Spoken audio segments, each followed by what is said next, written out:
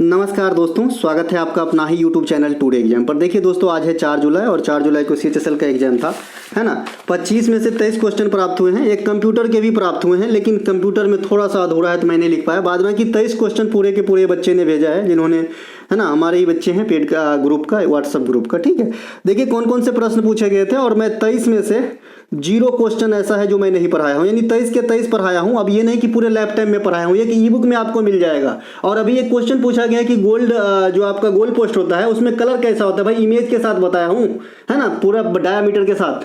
तो आपको थोड़ा सा कुक बरोक भाषा पूछा है त्रिपुरा का, है ना। ये सब क्या पूछा है, रणजी ट्रॉफी के नाम किस पे, रंजीत सिंह के नाम पे, है ना। तो ये सब जो है क्वेश्चन आते, फिर भी लोग बच्चे बोल रहे हैं कि भाई लेवल अप हो रहा है। तो थोड़ा सा यही तो सिखाने आया हूँ भाई कि जो है काम की चीज़ पढ़िए। पूरा समुद्र और भर दिन पढ़ने से क्या होगा, जो काम का ही ना है ना। तो चलिए शुरू करते हैं आज का ये वीडियो। देखिए कौन कौन से प्रश्न पूछे गए थे। जो बच्चे को एग्जाम देना है ना, एक एक फैक्ट को ध्यान से सुनेंगे। आंसर मिलाने वाले बंधु आप तेज में देख सकते हैं आंसर मिलाने के लिए। देखिए 2023 में रामसर स्थल संरक्षण के लिए कौन सी योजना आई थी। अगर आपको याद हो कि मैं मिष्टी योजना आपको पढ़ाया था, है ना, वही बजट के बाद तुरंत, क्योंकि ये बजट में घोषणा किया गया था। तो मिष्टी योजना के साथ ही मैं इस योजना को डिस्क्राइब किया था। ये रामसर स्थल के लिए है और ये मैनग्रोव वन के लिए है। ये दोनों एक जैसा जाति की योजना है और मैं एक जैसे जाति की क्वेश्चन, एक जैसे जाति के फैक्ट एक जगह देता हूँ। ठीक है भाई। तो ये वाला रामसर जो स्थल के लिए प्रोटेक्ट करने के लिए जो योजना आया है, अमृत धरोहर योजना आया है। ये रामसर स्थल क्या होता है आप सभी जानते हैं, आर्द्र भूमि होती है। और ये जैसे यूनेस्को जो है कई सारे सेक्टर के चीज को अपने अधीन लेते हैं, लेकिन ये सिर्फ आर्द्र भूमि को लेते हैं, जो आर्द्र भूमि वाला जगह होता है। और इनका मेन फोकस होता है कि वहाँ को उसे प्रोटेक्ट करके पर्यटन यात्रा या पर्यटन का जो है हब बनाना, और ताकि जो है वहाँ पे जनजीवन के लिए जो रोजगार के अवसर है वो समृद्ध हो सके या पनपे। ठीक है भैया। तो ये अमृत धरोहर योजना इसका आंसर हो जाएगा। ठीक है, ये 2023 में आया था। इनके अलावा मैनग्रोव के लिए अभी योजना याद रखिएगा, अगले शिफ्ट में हो सकता है मिष्टी योजना। ये मैनग्रोव क्या होता है आप सभी जानते हैं। ये दलदली वाला जो है आपका वन होता है ना, दलदली वाला वन होता है। भारत में मैनग्रोव का बड़ा चौड़ा क्षेत्र आप कहाँ देखोगे, तो सुंदरबन डेल्टा में देखोगे।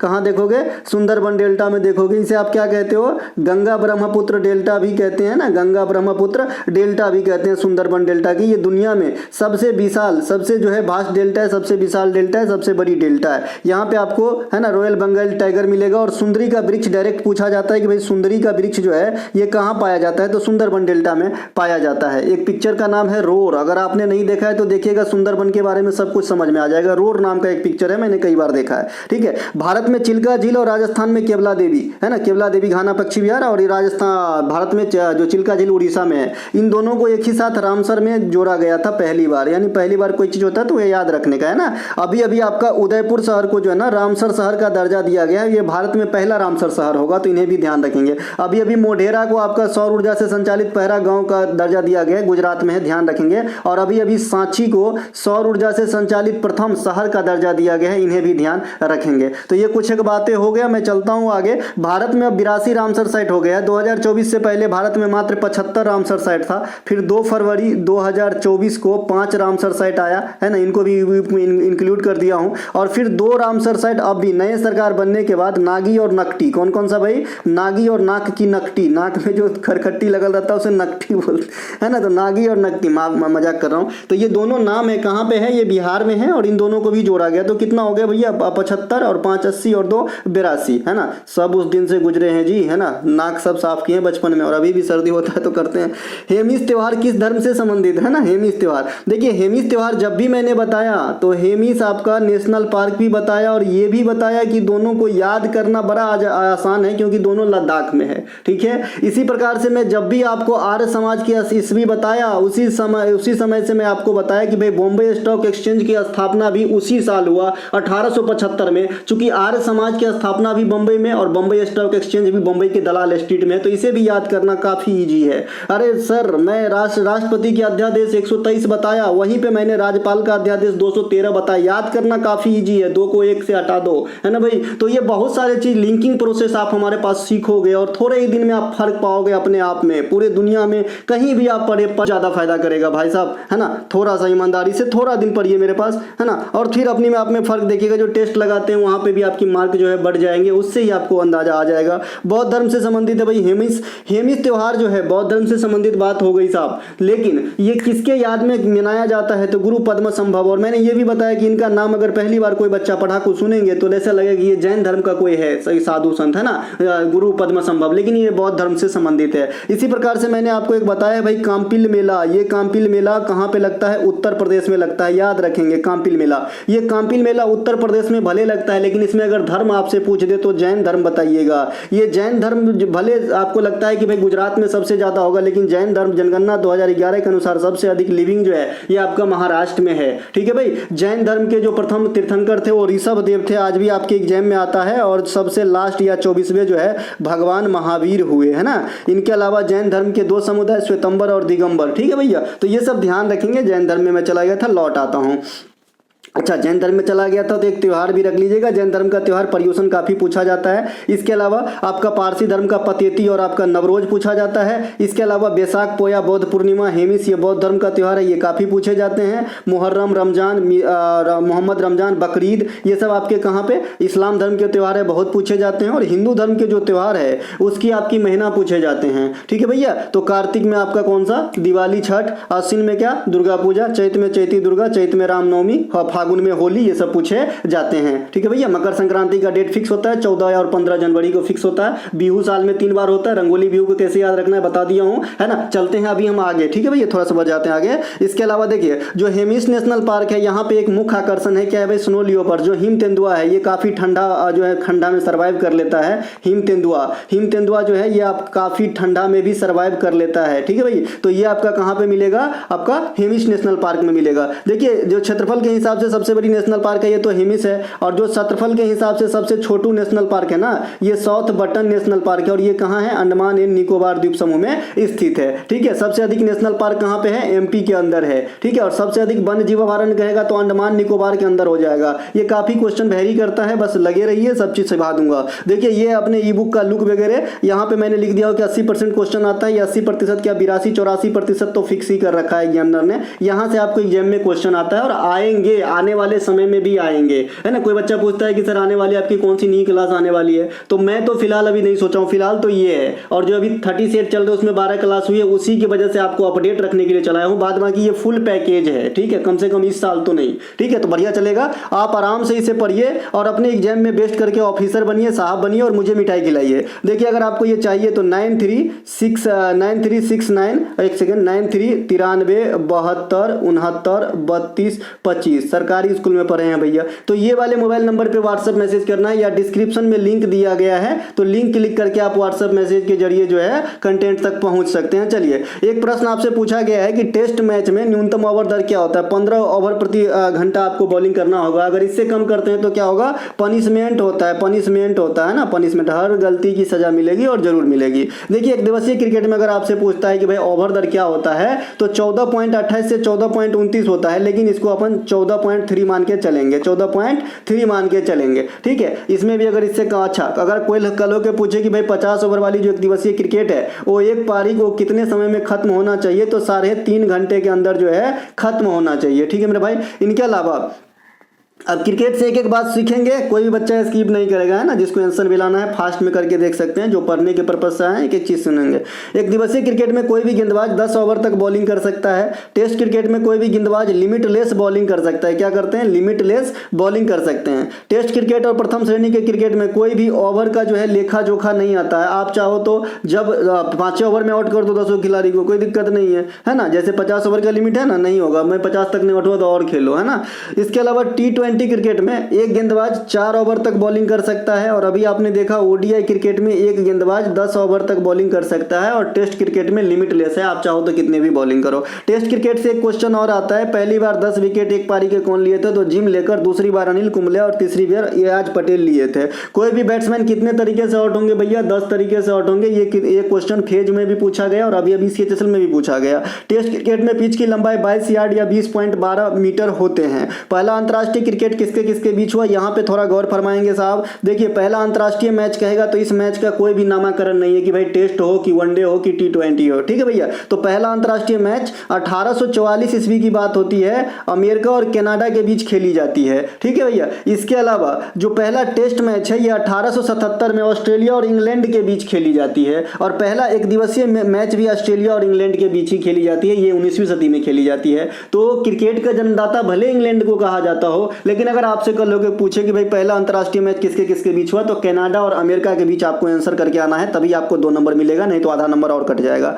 इनके अलावा पहला वनडे मैच भारत का जो है 1974 में खेला गया था इंग्लैंड के खिलाफ, और इसमें भारत जो है हार हो गया था। ठीक है भैया। इनके अलावा भारत 2 बार 1983 और 2011 में वर्ल्ड कप अपने नाम कर चुके हैं 50 ओवर वाला। 1983 में कपिल देव साहब और 2011 में जो है आपके कौन थे भैया, महेंद्र सिंह धोनी साहब। ठीक है, गौतम गंभीर की वो पारी, युवराज सिंह की वो उम्दा खेलना और पूरे सीरीज में, है ना। तो ये जीत गए थे हम श्रीलंका को हरा के। देखिए भारत जो है विश्व कप की मेजबानी 1 से अधिक 4 बार कर चुके हैं, लेकिन जो फाइनली पूर्ण रूप से टोटली जो है पूरा मैच भारत में हुआ ये 2023 में जाके हो पाया है। पहली बार भारत वर्ल्ड कप की मेजबानी है ना 1987 में किए थे, उसमें पाकिस्तान में भी कुछ मैच हुए थे। ठीक है भाई। इनके अलावा T20 वर्ल्ड कप 2007 में महेंद्र सिंह धोनी की अगुवाई में हमने T20 वर्ल्ड कप का तगमा पहली बार पहना था, और 2024 में अभी अपना हिटमैन रोहित शर्मा, मुझे तो बहुत पसंद है उनकी मुस्कान, तो भाई इन्होंने जो है ट्रॉफी दिलाया है ना। देखिए एक दिवसीय क्रिकेट में सबसे लंबी व्यक्तिगत पारी भी अपने रोहित शर्मा का है, और रोहित शर्मा इंटरनेशनल क्रिकेट में 6 उड़ाने वाले,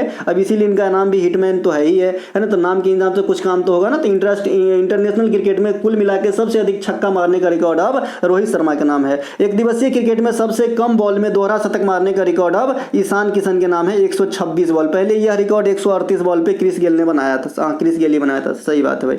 भारत में के लिए पहला टेस्ट शतक लाला अमरनाथ ने लगाया था, पहला ओडीआई शतक कपिल देव ने, और पहला T20 अंतर्राष्ट्रीय शतक सुरेश रैना साहब ने लगाया था। 12,000 T20 रन तक पहुंचने वाले सबसे तेज भारतीय विराट कोहली है, प्रथम भी है, और 13,000 एक दिवसीय सबसे तेज मारने वाले भारतीय विराट कोहली है। 50 इंटरनेशनल एक दिवसीय शतक लगाने वाले विराट कोहली है। आईसीसी 2023 में ODI cricketer of the year Virat Kohli है ना। अभी जो गोल्डन बैट के विनर वर्ल्ड कप 2023 में विराट कोहली है। आईपीएल 2024 में है ना ऑरेंज कैप कौन है, विराट कोहली है। तो जितना बड़ा नाम है विराट, उतना ही इनके नाम से क्वेश्चन है विराट। ठीक है भाई, चलते हैं आगे। आईसीसी में चुने गए सर्वश्रेष्ठ जो पुरुष खिलाड़ी होते हैं उसे गारफील्ड अवार्ड मिलता है। अभी गारफील्ड अवार्ड के करंट होल्डर, अगर इस लैंग्वेज में क्वेश्चन पूछे तो क्या आंसर मारोगे, पैट कमिंस, क्योंकि 2023 के लिए सर्वश्रेष्ठ cricketer of the year ICC ने पैट कमिंस को चुना है, जो एसआरएच के कप्तानी भी किए थे आईपीएल में, है ना। इनके अलावा जो सर्वश्रेष्ठ महिला की अवार्ड है उसे रिचेल फ्लैंट अवार्ड दिया जाता है, जो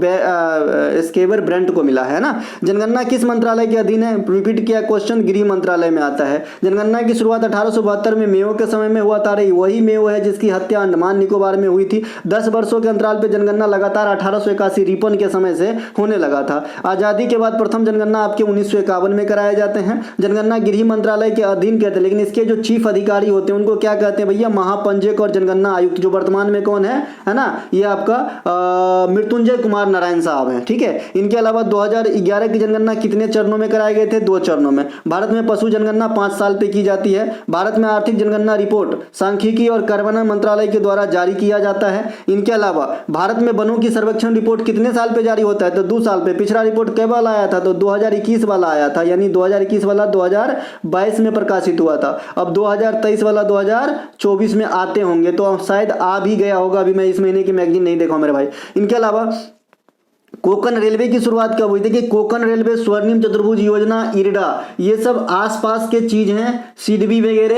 है ना। तो इनको एक साथ याद रखें, ज्यादा बेटर होगा। कोंकण रेलवे का जो गठन है ना 1990 में हुआ था। अब ये रेल की प्रचालन अगर शुरुआत की इस प्रकार से लिखा होगा कि कोंकण रेलवे ने प्रचालन कब शुरू किया हो, तो आंसर बदल जाएगा, 90 ना होके 1998 हो जाएगा। ठीक है। लेकिन अगर आपसे पूछता है कि कोंकण रेलवे का गठन कब हुआ, तो 90 होता है। कोंकण रेलवे का मुख्यालय बेलापुर सीबीडी में है, और ये बेलापुर सीबीडी कहाँ पे है ना, ये नवी मुंबई की बिजनेस हब है। ठीक है भाई, नवी, ये ठाणे डिस्ट्रिक्ट में ही आता है। ठीक है ना, मैं गया भी हूँ। तो ये भी आपका है। इसके अलावा जो आपका इंडिया में पैन कार्ड बनता है ना, pan card, permanent account number जो आपका होता है, पैन नंबर, तो ये का भी जो हेड ऑफिस है ना, ये भी बेलापुर में ही है ना, बेलापुर में ही है। इमेज मार के देख लेना, एकदम आरबीआई के भवन जैसा स्टेशन दिखता है, क्या स्टेशन है यार, है ना। इनके अलावा जो है आपका कोंकण रेलवे हो गया। इनके अलावा कोंकण रेलवे का जो गठन है 1990 में किया गया था और प्रचालन 1998। ये 3 स्टेट को लांघता है, एक तो आपका महाराष्ट्र हो गया, एक छोटू सा गोवा हो गया, और एक कर्नाटक हो गया। ये नहीं, यानी रोहा से ये मुदगांव तक चलता है। रोहा जो स्टेशन है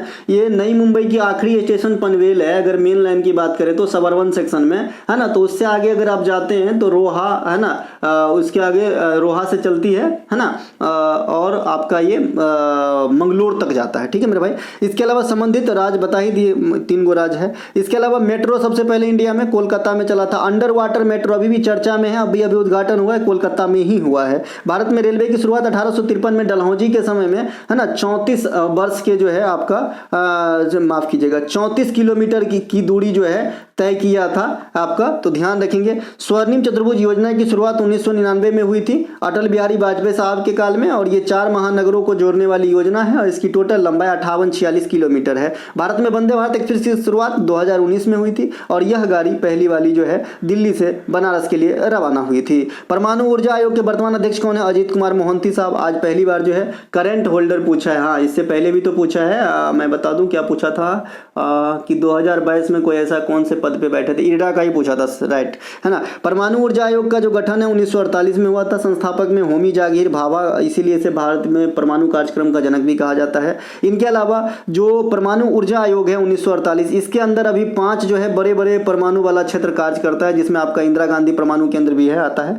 परमाणु ऊर्जा विभाग की स्थापना 1954 में किया गया था। ये दोनों एक अलग अलग चीज है। आयोग कहेगा तो 48, विभाग कहेगा तो 1954, हालांकि बाद में मर्ज करने की बात आई थी। 1969 में इसरो की स्थापना होती है। ये पंचवर्षीय योजना से रिलेट करता है एग्जामिनर, तो चौथी बता दीजिएगा। और इसरो की जो है ना मुख्यालय बेंगलुरु में है। वर्तमान में जो हेड है ना एस सोमनाथ साहब है, और वर्तमान लेटेस्ट परियोजना जो है गगनयान मिशन है, जो मानव सहित परियोजना है इसरो का पहला, याद रखिएगा, मानव सहित परियोजना है ये, है ना, मानव सहित, एगो मानव रहित होता है ना। जैसे मैंने अपने बचपन की कहानी आपसे शेयर किया ही था। एक बार मैं बाराती जा रहा था, पेट्रोल पंप पे पेट्रोल वाले जो डब्बा रहता है उस पर क्या लिखा रहा था, शीशा रहित पेट्रोल। तो मेरे मन में क्या है, इसमें शीशा मिला रहता है, रहित माने रहना, उससे मैं, लेकिन इसका जस्ट उल्टा आता है, रहित माने ना होना ठीक है। इसके अलावा डीआरडीओ की स्थापना 1958 में हुआ था। इसका मुख्यालय दिल्ली में है और समीर बी कामत साहब इनके हेड हैं। जी सतीश रेड्डी साहब का स्थान लिए थे 2022 के अंदर। इरडा बीमा क्षेत्र में काम करता है, 1999 में स्थापित हुआ था। हैदराबाद में मुख्यालय है। वर्तमान अध्यक्ष देवाशीष पांडा साहब है।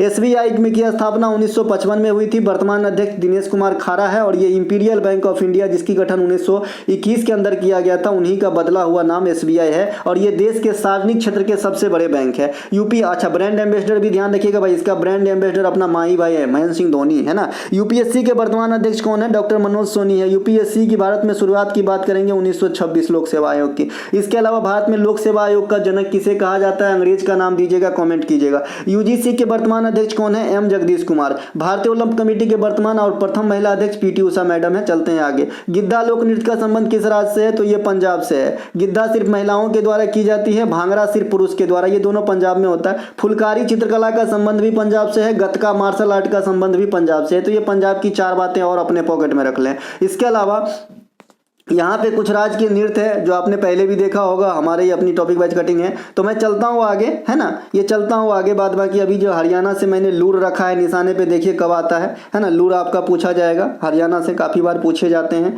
चलते हैं आगे। इसके अलावा हाँ, यहाँ पे कुछ बताने वाली बात जरूर है जो मैं आपको क्लियर कर देता हूँ कि देखिए घूमर नृत्य जो है राजस्थान का और चरी नृत्य जो है राजस्थान का। अभी आपने देखा कि जो गिद्धा है पंजाब का, इसमें सिर्फ महिलाएं ही भाग लेती हैं। मोहिनी अट्टम जो शास्त्रीय नृत्य है, इसमें सिर्फ महिलाएं ही भाग लेती है। तो कुछ ऐसा नृत्य है जो सिर्फ महिलाएं ही भाग लेती हैं, कुछ ऐसा नृत्य है जो सिर्फ पुरुष ही भाग लेते हैं, जैसे पंजाब का भांगड़ा हो गया, है ना। इसके अलावा लंगवीर हो गया उत्तराखंड का, ये सब जो है सिर्फ पुरुष के द्वारा। अग्नि नृत्य राजस्थान का सिर्फ पुरुष के द्वारा किया जाता है और अग्नि नृत्य भरतनाट्यम को भी कहा जाता है, ठीक है। तो हर बात पे क्वेश्चन आपका इंतजार कर रहा है। शिव प्रताप शुक्ला किस राज्य के राज्यपाल है? हिमाचल प्रदेश के। ये राज्यपाल वाली सीट हमने पहले दिन ही आपको दे दिया था। आशा करते हैं कि अच्छे से 10-12 को है आराम से याद कर लीजिएगा, क्योंकि जो चीज़ चर्चे में है वही पूछा जाएगा। हिमाचल प्रदेश क्यों पूछा गया बताइएगा कोई? हिमाचल प्रदेश इसलिए पूछा गया क्योंकि वहाँ पे केंद्र जो है कांग्रेस शासित शासन है, ठीक है। इसके अलावा मैंने ये भी बताया है कि जब भी कोई भी गांधी के नाम से योजना आएगा तो वो योजना आपके एग्जाम के लिए इंपॉर्टेंट हो जाएगा, क्योंकि इस देश में 2 बड़े पार्टी, एक बीजेपी एक कांग्रेस। बीजेपी सत्ता में है, विपक्ष में कांग्रेस है। तो ये दोनों पार्टी की बात जो भी कोई नया होगा आपके एग्जाम में आएंगे, खास करके कांग्रेस के। इसके अलावा अभी असम की क्यों चर्चा में रहा? असम में जो मुख्यमंत्री हेमंत बिस्व शर्मा साहब है, काफी अच्छे काम भी किए। और अभी तो एक ऐसा योजना इन्होंने लगाया कि भाई जो माता पिता को रक्षा नहीं करता ना, उनका मतलब पेमेंट से ही राशि उनको मतलब उन पेरेंट्स को दिया जाएगा। तो कुछ ही करते रहते हैं, चर्च में आएंगे तो इसीलिए आपके एग्जाम में आ जाता है। इसके अलावा सुखविंदर सिंह सक्खू जो है यहाँ के मुख्यमंत्री है। सती प्रथा का जो अंत है ये 1829 के किस एक्ट के अनुसार हुआ था? ये जीडी में भी पूछा गया था क्वेश्चन, एक्ट नंबर 17 उस समय के कानून के हिसाब से, ठीक है। और कौन अंत किया था? विलियम बेंटिक ने 1829 में। इसमें प्रयासरत कौन रहे थे? राजा राम मोहन राय भी प्रयासरत रहे थे। राजा राम मोहन राय को आधुनिक भारत का पिता भी कहते हैं और राजा राम मोहन राय संवाद कौमुदी नामक पुस्तक भी लिखे हैं, आधुनिक भारत के अग्रदूत भी हैं। इसके अलावा एक प्रश्न आपसे पूछा गया था कि निम्नलिखित में से कौन से एक मौलिक अधिकार नहीं है? देखिए मौलिक अधिकार नहीं है, ये आर्टिकल 44 आपके ऑप्शन में दिया गया था, अन्य आर्टिकल भी दिए गए थे। तो 44 मौलिक अधिकार है कि डीपीएसपी है, तो ये डीपीएसपी में जाएगा। और इस 44 का क्या मीनिंग है भाई? समान नागरिक संहिता है और उत्तराखंड पहला राज्य बना है समान नागरिक संहिता लगाने वाला। बाद बाकी गोवा में ये लगा रहता है समान नागरिक संहिता। डीपीएसपी के आर्टिकल की बात कर ले, 40 ग्राम पंचायत है। 39 का ये समान विधिक एवं निःशुल्क न्याय है। 39 का डी की बात कर ले तो समान काम के लिए समान वेतन है। 42 की बात कर ले प्रसूति सहायता है। 44 की बात अभी हो ही गई। 45 की बात कर ले शिक्षा है। 48 की बात कर ले वन्यजीव संरक्षण है। 49 की बात कर ले सार्वजनिक हित के स्थलों की प्रोटेक्शन है। 50 की बात कर ले कार्यपालिका से न्यायपालिका को पृथक्करण है। 51 की बात कर ले अंतर्राष्ट्रीय शांति और सुरक्षा को बढ़ावा देना है, आयरलैंड के संविधान से लिया गया है। 36 से 51 के बीच में वर्णित है। अब बताइए ना, इसके ज्यादा ऑपरेशन क्या ही करूं मैं क्वेश्चंस का, ठीक है भाई। अब आपको थोड़ा तो ध्यान देना होगा ना, है ना। देखिए ये सीट आपने कई बार देखे होंगे। मौलिक कर्तव्य जो 11 है वो 11 को मैं कुछ इस प्रकार से लिखा हूं, है ना। और नीचे एक लोगो भी देख रहे होंगे, ठीक है भाई, टुडे एग्जाम का, ठीक है भैया। तो ये जो है आप आराम से 1-2 कर लीजिएगा, क्योंकि कल 51 के 1 का ई पूछ दिया था, तो कोई भरोसा नहीं एग्जामिनर का, है ना। और मैंने याद करने के तरीके भी आपको बताए हैं कि पहला और आखिरी तो याद करना ही नहीं है। हमारे लिए सबसे बड़ा क्या है? हमारा राष्ट्रीय गान, राष्ट्रीय ध्वज, राष्ट्रीय गीत, है ना। ये हमारे लिए सब सर्वोपरि है ना, सर्वोपरि। कोई भी राष्ट्रहित के काम स्टार्ट करने में हम सबसे पहले इन्हें याद करते हैं, तो इन्हें सबसे पहले याद कर लेंगे। तो ये तो ऐसे ही याद है कि 51 के 1 के ए में है, ये परम कर्तव्य है हम नागरिकों का। इसके अलावा लास्ट वाला भी याद नहीं करना है, क्योंकि आपको पता है कि ये बाद में जोड़ा गया। शुरू में 10 को जोड़ा गया था, 11वां जो आया हो तो बाद में आया होगा, तो बाद में क्या है? शिक्षा वाला है। तो ये तो ऐसे ही याद हो जाता है। और भी याद करने की मैंने कई तरीके बता दिए हैं, बाद बाकी आप देखेंगे। इसके अलावा स्वर्णिम समिति ने कितने प्रकार के मौलिक कर्तव्य सुझाए थे? तो 8 प्रकार के। जुड़ा कितना? 10 प्रकार का। 11वां कब आया? 2002 में। 86वां संविधान संशोधन, 86 कीजिएगा, ये 66 लिखा गया है, 86 कीजिएगा, मैं करेक्शन करके दूंगा दादा। लव एवं रक्त की नीति किस शासक ने अपनाई थी? कितना बार पूछोगे भैया, अब तो कुछ तो करो। बलबन, है ना। बलबन ने सिजदा और पैबोस की प्रथा चलाए थे। और ये किस धर्म को फॉलो करते हैं? ईरानी या पारसियन धर्म की प्रथा है ना, चुमना पड़ता था पैर। इसके अलावा पारसी धर्म की प्रमुख त्योहार जो है नवरोज है ना। इनकी शुभारंभ किसने करवाया था? बलबन ने। और बलबन जो है ना, ये एक योग्य शासक में काउंट होते हैं। गुलाम वंश, ममलूक वंश या इलवारी वंश के। गुलाम वंश के जो एक शासक हुए इल्तुतमिश, उसे गुलाम वंश का वास्तविक फाउंडर कहा जाता है। हालांकि गुलाम वंश के फाउंडर कौन है? कुतुबुद्दीन ऐबक है। ऐबक को लाख बख्श कहा जाता है। और ऐबक जो है 2.5 दिन का झोपड़ा भी बनवाए थे और कुतुब मीनार का नींव भी रखे थे, है ना। इनकी मृत्यु भी पूछा जाता है, घोड़ा से गिर के हुआ था, चौगान खेल रहे थे जनाब उस समय, ठीक है। इनके अलावा जो इल्तुतमिश है, जो इल्तुतमिश से एक क्वेश्चन आता है कि भाई इल्तुतमिश ने जो टका चलाया था और जो आपका है ना जो जीतल चलाया था, तो जीतल, शीतल नहीं है, ये जीतल है। तो जीतल चलाया था वो तांबा का था। और टका जो आज बांग्लादेश की मुद्रा भी है सेम नाम से, तो ये था आपका सिल्वर का। तो ये ध्यान रखेंगे। और जो रजिया है, जो इंडिया की पहली महिला शासिका बनी, इल्तुतमिश की पुत्री थी, यानी रजिया इल्तुतमिश की पुत्री हुई। तो रजिया का पापा कौन हुए? इल्तुतमिश। इसके अलावा लौह स्तंभ का संबंध चंद्रगुप्त दूत यानी विक्रमादित्य से। और इन्हीं विक्रमादित्य के काल में जो यात्री आए थे उनका नाम होता है दादा फहियान। हर्षवर्धन के काल में हेनसांग, है ना। इनके अलावा 2016 के बजट में कौन माफ कीजिएगा, जो विमुद्रीकरण हुआ था, है ना, उसमें कौन कौन से नोट बंद हुए थे? तो सबको याद होगा 500 और 1000, 500 और 1000। बाद में ये सियासी रूप ले लिए 1000, 500 और 1000। आज भी जो है डर लगता है कि, है ना, अपन जो है मजाक भी कर लेते हैं इस बात से, है ना, कि भाई कल से जो ये नोट बंद है ना, बात बात में बोलते हैं ना, क्योंकि एक प्रधानमंत्री के बाद से ये सब हो गया था इंडिया में, है ना, होता भी है भाई ऐसे ही। तो ये आपको सबको याद होगा, ये तो 2 नंबर फ्री के दे गए आपको, है ना।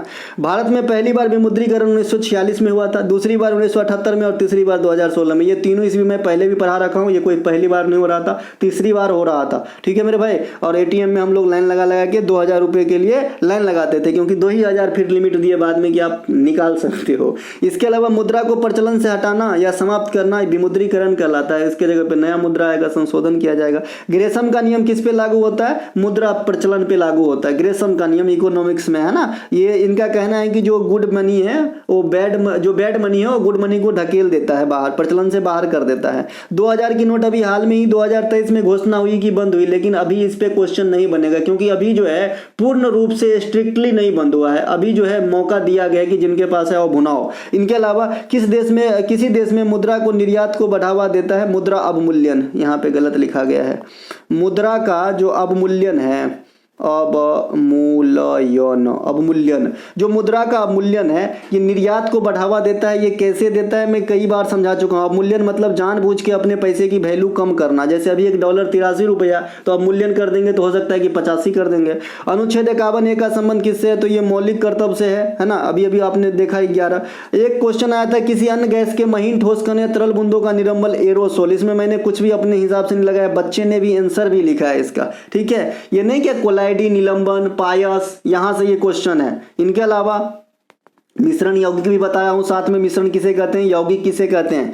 रणजी ट्रॉफी का नाम किस पे रखा गया था? रंजीत सिंह पे। इसके ऑप्शन में दिया गया था रंजीत कुमार सिंह, रंजीत कुमार बेरहा, ऐसा कुछ था, एक बेदी था सॉरी, और एक रंजीत सिंह था, तो रंजीत सिंह आंसर होगा इसका नाम, ठीक है भाई। महाराजा रंजीत सिंह, है ना, महाराजा रंजीत सिंह बांध भी है इनके नाम, मतलब इनके नाम पे नहीं, ऐसे ही एक नाम है ना। रणजी ट्रॉफी जो है ये 1934 में स्टार्ट किया गया था। यह 4 या 5 दिन तक चलता है। 2023-24 के विजेता मुंबई है। मुंबई सबसे अधिक 42 बार रणजी के विजेता है। दिलीप ट्रॉफी का नाम दिलीप सिंह के नाम पे रखा गया है। सैयद मुश्ताक अली ट्रॉफी जो बीसीसीआई, ये सभी के सभी घरेलू टूर्नामेंट है और ये बीसीसीआई के द्वारा मैच किया जाता है। और जो आपका सैयद मुश्ताक अली है ये T20 फॉर्मेट है, कभी फॉर्मेट भी पूछा जा सकता है। त्रिपुरा राज्य में बोले जाने वाली भाषा बताइए, कोक बरोक। मैंने कहा कि भाई त्रिपुरा, है ना। इसके अलावा विदेश में भी बोले जाते हैं भाषा कोक बरोक, है ना, त्रिपुरा में जो बोले जाते हैं। इसके अलावा मैंने मेतई जनजाति के लोग मणिपुर काफी चर्चा में आए थे, ये भी बताया हूँ। गालो भाषा अरुणाचल प्रदेश में बोले जाते हैं, बताया हूँ। इसके अलावा जो देखिए भूटान में जुंगखा, श्रीलंका में सिंगली, अफगानिस्तान में दारो या पास्ती, पाकिस्तान में तो उर्दू और हिंदी भी चलता है, पंजाबी भी चलता है। इसके अलावा आप आ जाएंगे श्रीलंका में, चाइना में मंदारिन या चाइनीज। इसके अलावा मालदीव में दिवेही, है ना। तो ये सब अपनी पड़ोसी की भाषा भी याद रखना है भाई। बांग्लादेश में बांग्ला, ये ना। एशियाई शेर का घर कौन सा पूछा है तो गिर हो जाएगा। गिर राष्ट्रीय गुजरात में है। भारत में धौलावीरा और हड़प्पा, ये दोनों जो है धौलावीरा और लोथल, हड़प्पा कालीन स्थल है, गुजरात में है।